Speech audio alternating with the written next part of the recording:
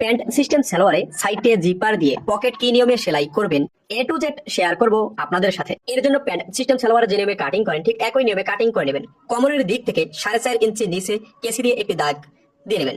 এই 4.5 ইঞ্চি মার্জিন থেকে আপনি পকেটের মুখ যত ইঞ্চি দিবেন ঠিক তত ইঞ্চি নিচে একটা দাগ দিয়ে নেবেন। তো আমরা পকেটের মুখ দেবো 6.5 ইঞ্চি, তো 6.5 ইঞ্চিতে একটা দাগ দিয়ে নেবেন। এরপর পকেটিং এর কাপড় কাটিং করে নিতে হবে। এই নিয়মে আপনি একটা পকেটিং এর কাপড় কাটিং করে নেবেন। এখানে দুইটা পার্ট আছে। আমার বডির পার্টের সোজা দিকটা উপরের দিকে রেখে আমাদের মেন পার্টটা এই নিয়মে বসে নিতে হবে। এরপর পকেটিং এর পার্টটা আমাদেরকে মেন পার্টের উপরে এভাবে সুন্দর করে বসে নিতে হবে। এই নিয়মে পকেটিং এর পার্টটা বসে নেওয়ার পর আমাদের পকেটিং এর মুখটা সেলাই করে নিতে হবে। তো 3 সুতা পরিমাণ সেলাইটা এইভাবে আসে, একেবারে পকেটিং এর মুখ পর্যন্ত আসবো। এরপর অপর সাইডে আবারও ঘুরিয়ে নিতে হবে।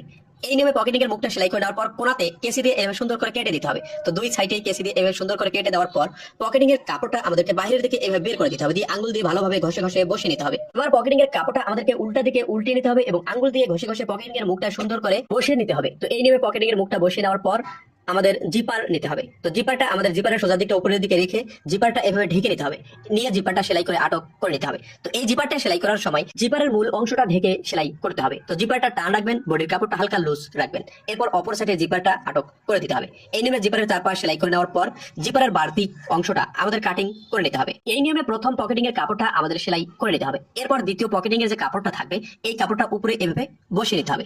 এই নিয়মে সুন্দর করে বসিয়ে নেওয়ার পর পকেটিং এর চারপাশ সেলাই করে নিতে হবে। তো এইভাবে কাপড়টা তুলে নেব, দুইটা কাপড় ধরে চারপাশ সুন্দর করে সেলাইটা দিয়ে নেব। তো আপনি যদি আমার এই পেজে নতুন হয়ে থাকেন তো পরবর্তী ভিডিওগুলো দেখার জন্য অবশ্যই পেজটা ফলো করে সাথেই থাকুন। এই নিয়মে পকেটিং এর মুখে জিপারটা প্রথমে সেলাই করে নিতে হবে। তো আমাদের পকেটটা কিন্তু সেলাই হয়ে গেছে। তো ডাইন সাইডের সামনের পার্টে আমাদের পকেটিং এর কাপড়টা এই নিয়মে সেলাই করে নিতে হবে। এরপর পিছনের পার্টটা আমাদের বসিয়ে নিতে হবে এবং আধা ইঞ্চি পরিমাণ সেলাই কাপড় ধরে সাইডটা সেলাই দিয়ে নিতে হবে। তাহলে আমাদের পকেটটা সেলাই হয়ে যাবে। আশা করি বিষয়টা বোঝাতে পেরেছি। ভিডিওটি ভালো লাগলে শেয়ার করুন। ধন্যবাদ।